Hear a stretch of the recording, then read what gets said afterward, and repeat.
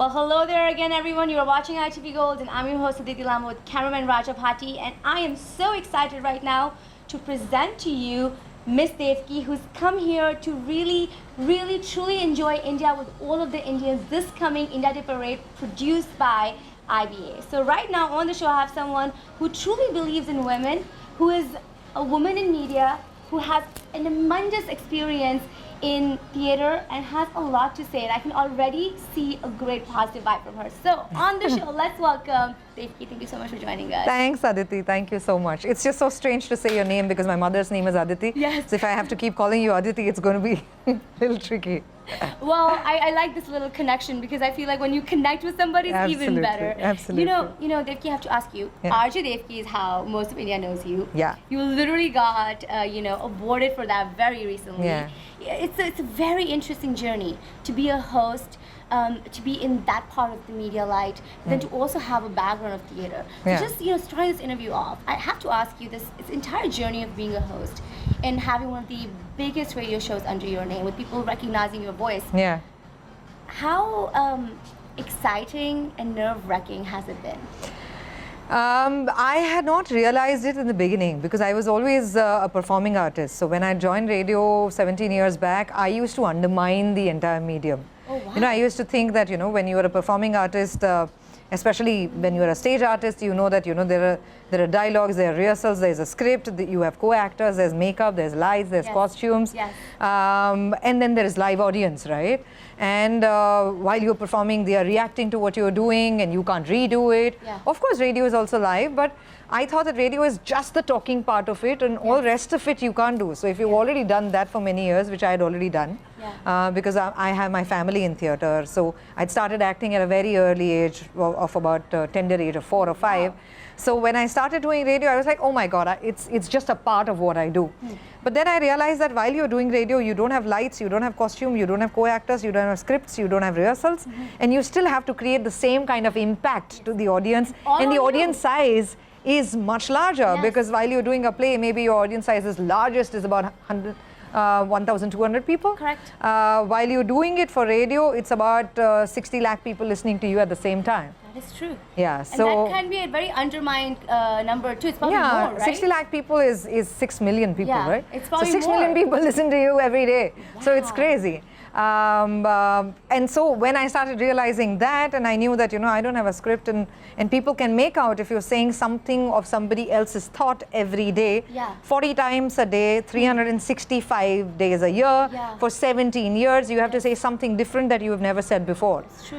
And so your opinion has to be something special, right? Because if so many people are listening to you, why should they listen to your opinion? So true. So it's like, writing your digital diary every day and digging hard that, you need to have a very specific opinion which is very responsible. But at the same time, it is very unique and it's very interesting. It gives you perspective, and that's why people would want to listen to you. So that's why radio is very, very exciting, and that it impacts so many people in daily lives because radio becomes a habit in my city. What kind of content has really sort of, striking a chord with you, if I was to ask? Of course, the Bollywood part is absolutely amazing, I'm sure, but what is that you, Aditi, I can tell you, I can tell you that, Bollywood is surely going to be there and cricket is going to be there because that's religion in India. But what else? But, for an example, I do this campaign called Women Diaries. And I do this for 7 days in a year. But I'm mostly known for doing Women Diaries across the year. Wow. That's because the kind of impact that it has, because the kind of taboos that we have in India and the kind of issues that we deal with. For an example, I've done campaigns on menstruation. Yes, very important. I've done campaign on abortion. I've done campaign on domestic violence. I've done it on sexual abuse, the increasing rape numbers. I've done it with jail inmates and how they detest crime, how they would want to tell people that what is that one very risky moment where you actually think about doing a crime and you actually end up doing a crime. Right. There's a difference between the two, right? A lot of us think about doing a crime and we don't realize it. You think of actually, I want to kill this person. That idea comes in your head, my head all the time. We don't do it. You know, it's a passing thought. And when you end up doing it, what is that moment that changes you and makes you a criminal? And how do you, because Indian jails work on the reform basis, right? So how do you rehabilitate the same person in the society, and how all of us can make a mistake but still come back to the society? So these are the kind of campaigns that I have done. They've reached New York Festival and they've won awards. But, you know, apart from the awards, you really realize that these are the things that actually make a difference in society. These are very pertinent issues. Everything that you just mentioned on the women's side are such pertinent issues. It's something that South Asian women in general globally are fighting, and the ones in India are obviously on the disadvantaged Let me also tell you that the abortion issue had actually come from America. And then we were talking about it. Or Me Too had come from here, and then we were talking about it. So a lot of times it's not even just Asia. I think globally women are fighting similar problems. So important to talk about. And I mean, the more the merrier, you know. Do you use or utilize your radio voice to sort of voice for people, women, or things at times that you don't think are getting that voice? Because that platform is very strong, and you reach many. Aditi, I have a feeling that, you know, when I'm talking about menstruation, it's not just women. Correct. Because 50% of your population is women who are suffering through that. But the other 50% are reacting to it. And if they don't understand what this is, then they'll never be able to help the women that they have in their lives. So for an example, if I'm talking about menopause, and if the men in the lives of these women don't understand what is it that the women are going to go through, what is the kind of support that they need, if there's no dialogue about it at home, then you cannot blame them, you know, because you're just not talking about it. So I think that while you're talking about women, it always ends up being a conversation for women and men both, because men constantly keep complaining, we don't understand you enough. So then we don't explain it to them enough either. So you gotta have a voice somewhere. So it's very important that you talk to men about women as well. What's your take on the radio industry in India? Do you think they're advocating enough? I think it's very strong. And this is one field where I've never seen disparity or a gender bias. Oh, you haven't? No, I've never felt it. Because your voice is important, your thought is important, how you look, you know, where do you come from, what is your caste, what is your community, none of this matters. Your brain matters, your thoughts matter, your way to be able to communicate that thought in the most profound way, in the most precise way is going to be important. And that's where the gender part doesn't come in. So it's so purely based on talent that you cannot put it into gender. So that's why I love the profession so much. And I can also tell you that, you know, globally, most of the morning jocks, because I'm a morning jock, are women. And you want to be woken up to like a nice voice, chirpy voice, somebody to talk about. It can also be a patriarchal idea, if you want to see it, that ideally women are the one who wake up the men from the bed. Wow. So you can also look at it like that. But you don't always have to dig it in that in that point. Just because you're talking about women, that doesn't necessarily mean that you try and see a problem everywhere. I have to ask you this one question, since we're talking about your radio journey. You've had such a long way. I know you must have had many highlight moments. You know, many moments of like recognitions for yourself, a great interview.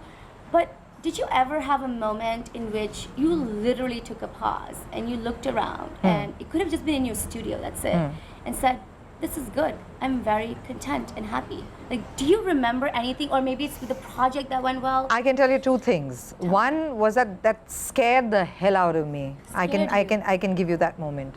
So while I was doing my jail diaries, I was interviewing a guy who was in jail. And now it was my idea to go to jail and talk to them. It was my idea to wanting to create a society where we can re-establish them back in the society. And then there was this a 15, 16-year-old boy that I was talking to, and how close we were sitting. We were both sitting, and I had a recorder in my hand, and there was a camera like this. And I asked him a question. I said, so what's your name? And he said his name. And he was looking at me, and he was a very innocent-looking boy. And I said, so what have you done? And he just said a number, a penal code number, right? So I said, what is this number? So what have you actually done? And he said, I've raped a girl.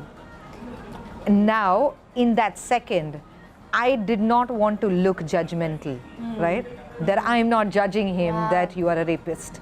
But the fact was that he was a rapist. Yeah. And I was the one who had an intention to re-establish him in the society. But as a woman, I was also shaken in the same second. So I wanted to make sure that the thought that is passing in my head should not come into my eyes. Wow. And it was such a risky moment. Wow. Because I didn't want him to feel bad that, you know, one, you were putting me in this spot. Correct. You're asking me, Yeah. and then you're even judging Yeah. me. Like right? it's So you your don't want to do that. content. Yeah. You don't want to do You just that. weren't expecting that. Yeah, yeah. So, Wow. and he was such an innocent looking boy, 15, 16-year-old boy. I had no idea in my head that he would end up saying something like this. So What that went through your head when you kept on going on with him?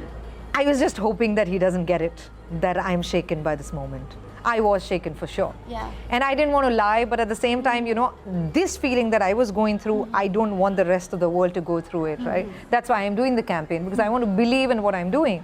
But at the same time, I realized that if it is passing my head, then it would pass everybody else's head. But if I can let it pass and then still see him as a 16-year-old boy who messed up, you know, people would also be able to see it. And that's Wow. that was the whole idea, right? Wow. So this is one scary part that I had. The most exciting and nerving part was to represent India in front of 190 countries in Malta. Yeah. That's when I was realizing that when Sachin has to give that last sixer, Yeah. or while the cricket team is performing in World Cup, or you know, Sania Nehwal or Sania Mirza are playing the finals, what is the feeling that's going on in their head? What is the pressure? Because you're meeting 190 countries, the best of the RJs, and they are presenting their own country. And Malta is not a place where people actually know enough about India. So they did not know about Priyanka Chopra. They did not know Shah Rukh Khan. They did not know Aishwarya Rai. Wow. And they knew me at that point of time because I was there, right? Yeah. So I was the one who had to say enough. You were representing the Yeah, nation. and I was asking them, I said, what do you know about India? So they did not know about Taj Mahal. They did not know about Gandhi. What did they know? The only thing that they knew was that it is a poor country with a lot of population. Oh, interesting. Nothing beyond that. So you have so much to say, right? Of Because course. India is not just there. There's so much more to India. It's not even Absolutely. that one image of being poor and having a heavy population. We've actually surpassed it. Absolutely. And sure, those are our issues. But at Yeah. the same time, the kind of diversity that India has, Yeah. 25,000 languages, so many Richness of dialects, culture. so much of richness, Yes. of multiple opinions, multiple languages, multiple cultures, multiple kind of food, geographical diversity. Yes. We have so much and we are holding it together. So from India to Mediterranean Sea, there is no other country holding so much of diversity together and standing strong.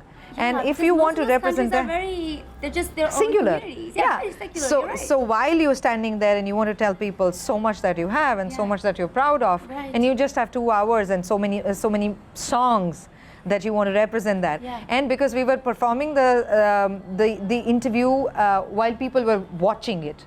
Oh, wow. So generally radio interviews are inside the studio, right? So here they had put the entire studio in a war museum, and there were people watching it live. So I had done some rangolis outside. I was wearing ghagra choli like a dulhan. I had the dandiyas, and we were doing garbas while we were playing the songs. Like we would play a Ramlila song and come Yes, outside of and course. teach the foreigners how to do garba. Yeah. And we had put the nimbu and the mirchi that we would generally put, Oh. and we had tied it on the Oh, mic, and we had wow. done all Just Indian little- things that you would, little traditional aspects. and we had those bindis that we gave everybody. They had no do idea you do? about that. Yeah, so we No were idea. teaching them all of this, and while we were also doing the live show, and it was live in 190 countries on video as well. Wow. So I think that was the time which was the most beautiful Wow. time. Yeah. You really felt that gratitude towards in yourself. Absolutely, didn't you, yeah. right? I don't think I've ever been such a proud Indian that I was in that moment. Wow. You know, Yeah. I kind of want to like backtrack a little bit Yeah. and just really also address this performance arts journey you've had. Yeah. Considering your family is so into theater. Yeah. You know, you've done theater as Yeah. well. You still are doing it. Yeah. At the same time, you've become this big a woman in media who, Yeah. you know, talks about many topics, gets the biggest of celebrities. Yeah. This whole performance arts journey of yours in total, do you feel like you were blessed in it? Absolutely. And how do you think it's treated you? Let me tell you that most of the people do not have enough expression about what's going on in their head, right? And if you are an artist, then you're blessed already because you have at least one way of expressing yourself and, you know, communicating what's running in your head.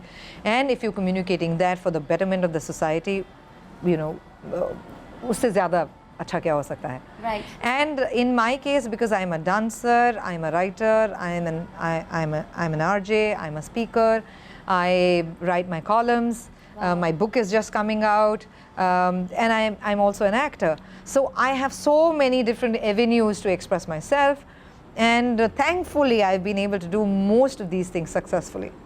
So I think I'm immensely blessed, but at the same time, you know, you also need to constantly have the reality check that your art and your society should not be very separate. Because I constantly have a feeling that, you know, all of us have learned to fall in love through movies. You know, we learn what life is through poetry. But what we actually should be looking into is not just literature, but also history. That's so true. Because I keep feeling that, you know, people who forget their past, they have to relive it. That's so right? true. You forget your history, you have to relive it. Yeah. So if you don't learn enough from it, and if you just remain in the fantasy, then the reality is going to bite you difficult. So true. But at the same time, you don't want your media to be so cynical that it constantly keeps you worrying what's going to happen next.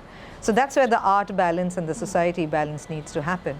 And an artist like you or me, where we have such a strong medium in front of us, we have a platform where we can reach out to people.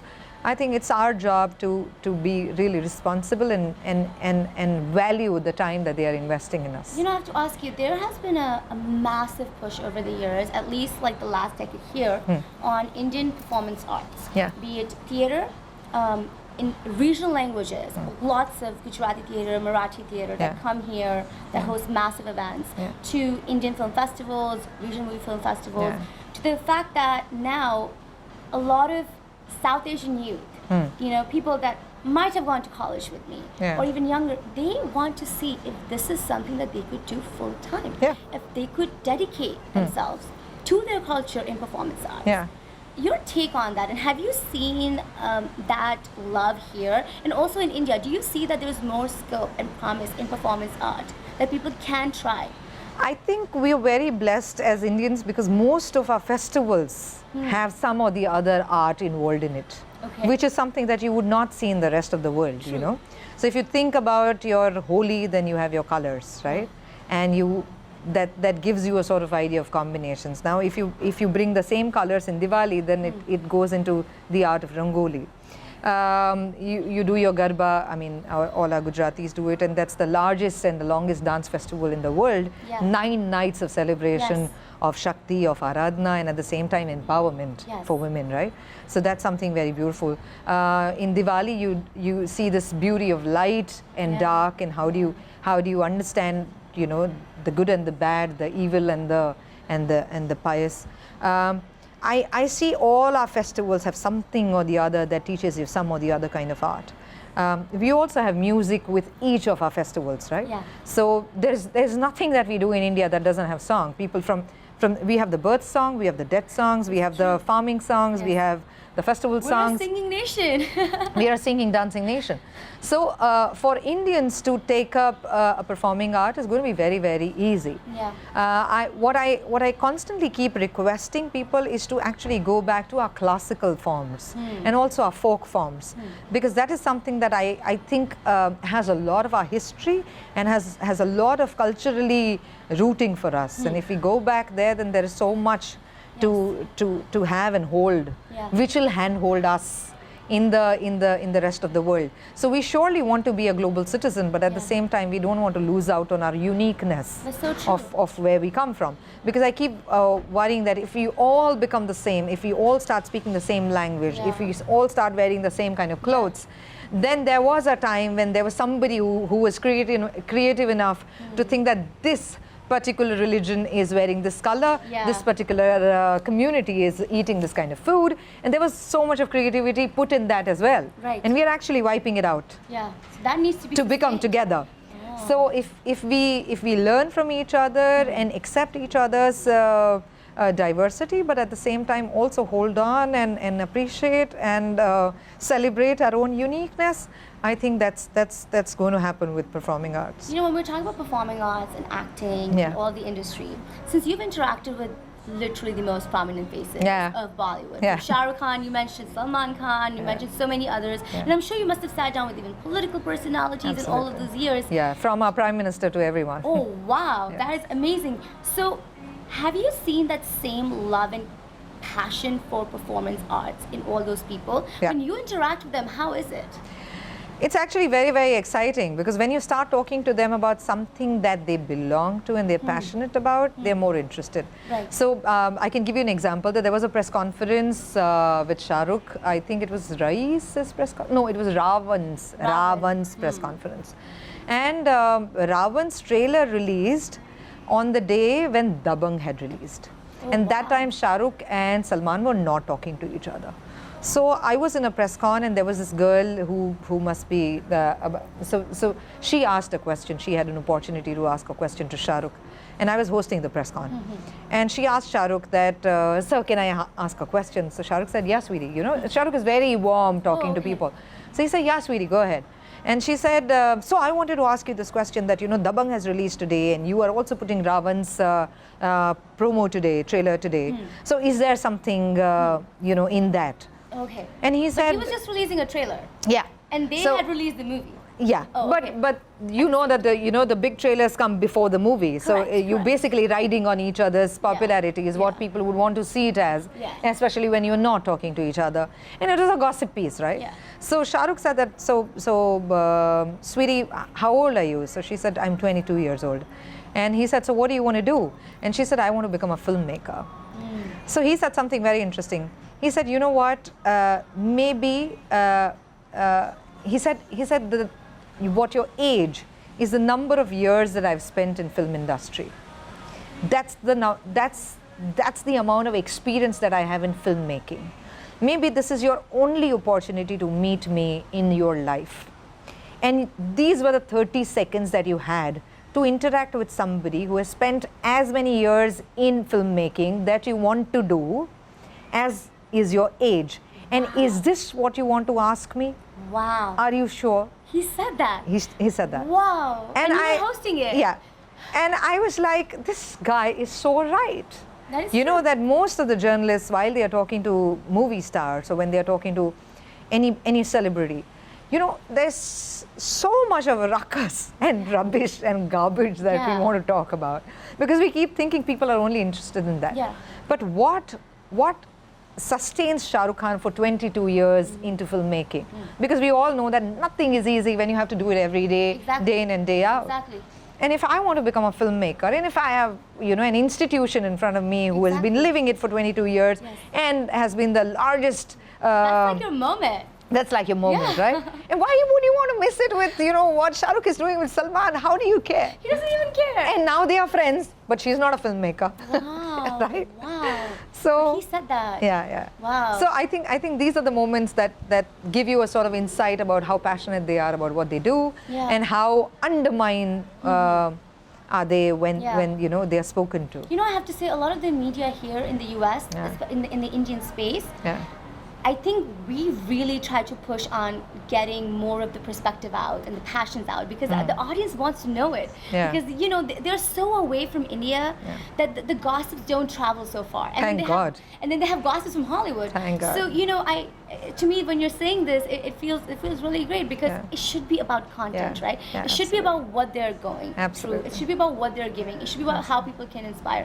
Do you have a funny story for us? Yeah, I do. So when Dabangg was releasing, I was interviewing Salman. After Wanted, this was Salman's next big. And Salman had a fading phase, right? And Wanted had just done something nice for him. And nobody had any idea what Dabangg is going to do. So this was 10th of September, Dabangg was to release. And he had come to our studios. And Salman is a painter, right? You know that, Salman is a painter. So we had given him so we wanted to do something nice with him, so we gave him a canvas and we said, would you want to paint something? And he said, oh, sure. So he took the paint in his hand and he started doing something. And till the end of the painting, I couldn't figure out what he's trying to do. I just thought that he's messing with the colors, you know. There's no shape coming out. You're unable to figure out what you're doing. Was painting? Yeah. Oh, so he's painting. Yeah. And you guys are just on air right now talking to him. Yeah, we're talking. Epic. And I can parallelly see what he's doing. And I'm like, okay, he's not making any sense into his painting at all. Till the time, in the last moment, finally I saw a beautiful painting coming out. And I was like, oh, wow, you've done it. And he just painted it off with something else.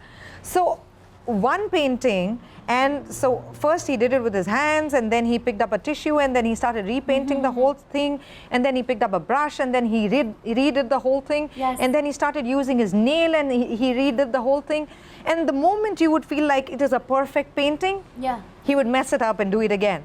And I was like, 7 times he messed it up and redid it. And I was like, what is this guy doing? Yeah, what is he doing? Yeah. And he was so phenomenal. But by the end of it, he gave me something so shitty that I'll never be able to sell and make money. I was like, this guy is so smart because he doesn't want me to become a millionaire saying, I was Salman Khan painting. I can he sell it. He just gave you a moment, I tried this for you, obviously this did not work. You could have become a millionaire, but I would not let you become one. So yeah, that was beautiful. But Salman is very, very warm. He's very sweet. Yeah. Nice. He's very sweet. Who's been the most inspirational interview for you? Right now, what comes to your head? Shah Rukh. Any day. Really? I think he's the best speaker that you have. Oh, wow. Yeah. Your question might be 30 seconds, but you never have an answer less than 5 minutes. If you're doing a radio interview, you just have to keep editing him. Really? You have to have a talk show. You can't do a music radio and have his interview because you don't want to edit him. No, you don't. He's just so good and he's so witty. Yeah. What's something that he said besides that, maybe to you, that struck to you? My father studied in National School of Drama, Delhi. Oh, wow. And while my dad was studying, because I was sharing it with him that, because I do theatre and he had also done theatre in Delhi. So I was sharing it with him that, I had also done theatre. And I said my dad was in NSD. And he said, which years? So I said, these years. And he said, my dad was running a canteen there in NSD at the same time. So he said, your dad must be knowing my dad. Wow. And so the conversation started from there to so I had taken a hoverboard with me. And I said, Shah Rukh, I keep seeing that, you're teaching these really martial arty things to your son, and I've done I've seen him walking on his hands, and you do, these running races with him. So I said, can you teach me a hoverboard? And he said, yeah, sure, why not? So I was just seeing that, from connecting to where his father was to, teaching you I'm not his daughter. Yeah. But like actually literally holding me from my waist and helping me to be on hoverboard and actually saying, don't be scared, main hoon na. So that moment had happened to me.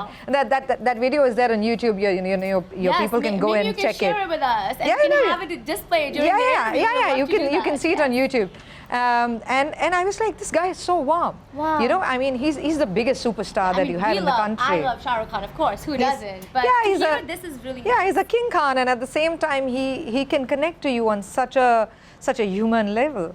That I felt that this was one of the most inspiring thing that I could see, that you can still connect to your people. I mean, he must have done 1 million interviews by now, and he should be ideally tired, and he should be saying, "Dude, I don't have time for. I don't have time. You have been interviewing people, so I'm sure you have that experience. That stars would say, 5 minutes and not more. I'm tired. I need to have my nap. Too. Sometimes they're just like. And this guy is so sweet. He's unbelievable. This is why he's such a success. Yeah, exactly. Because he makes sure that wherever he is, he makes you feel special.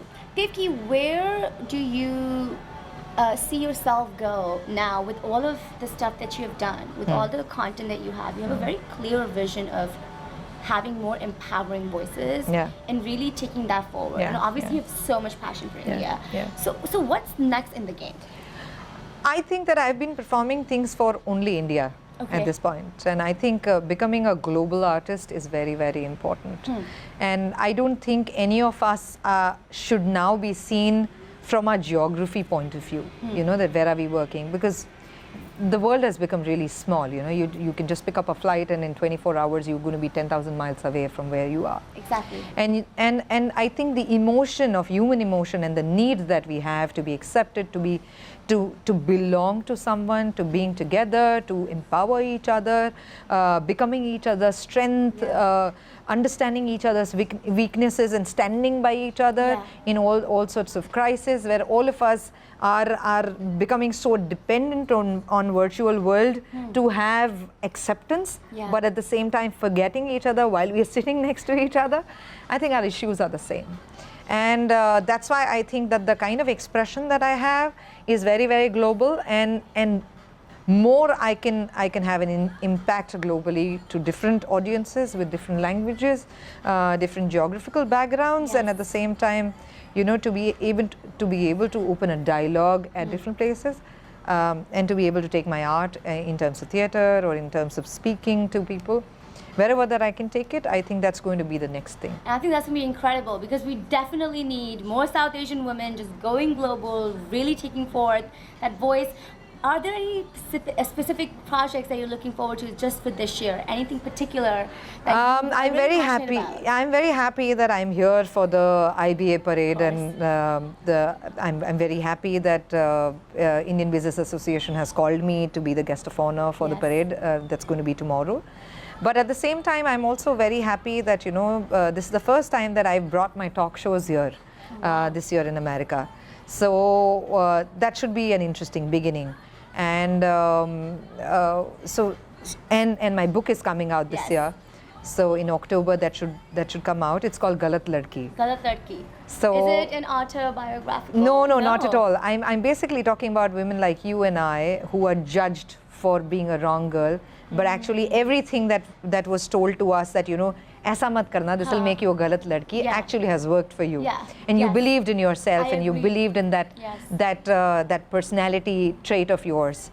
And you stuck to it, Oh, I love the title. Yeah, I love the title. Hopefully we can have you on air again to talk about it. It's releasing this October? Yeah. Wow. Can we get one message for all the Gujarati intense community we have throughout North America in Gujarati from you, whatever love you want to give them? બધા મારા ગુજરાતી મિત્રોને મારે કહેવું છે કે તમે ચોક્કસ આવજો આવતીકાલની પરેડમાં. આપણે ખૂબ મજા કરવાના છીએ, ખૂબ જલસા કરવાના છીએ, અને બાકીના જેટલા પણ ભારતીયો છે બધાને બતાડી દેવાના છે કે એક ગુજરાતી જ્યારે મજા કરવા પર ચડે ત્યારે કેવો થાય છે. આપણે ખૂબ જલસા કરીશું સાથે. ચોક્કસ આવજો કાલે. Thank you so much for your time. Thanks, Aditi. It was wonderful to speak to you.